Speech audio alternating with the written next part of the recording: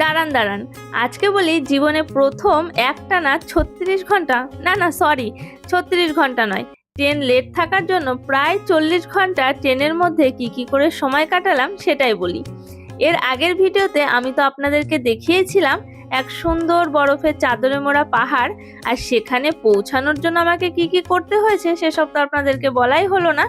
এখানে যাওয়ার জন্য সবার আগে আমি ট্রেন নিয়েছিলাম হাওড়া থেকে হরিদ্বারের।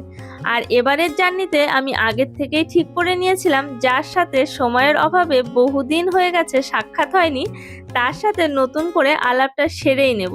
না, এ কোনো মানুষ নয়, এ হলো আমার প্রিয় উল্কাটা, যার হাতে খড়ি হয়েছিল বহুদিন আগে মায়ের হাত ধরে। আর এবারের পাহাড়ের জার্নিতে আমি আগের থেকেই ঠিক করে নিয়েছিলাম নিজের হাতে বোনা একটা হেয়ার ব্যান্ড আমি অবশ্যই পাহাড়ে পরবো।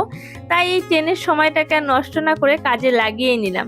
আর তার সাথে এই টুকটাক খাওয়া দাওয়া করে সব কিছুর সাথে মিলিয়ে মিশিয়ে অবশেষে পৌঁছে গেলাম হরিদ্বারে।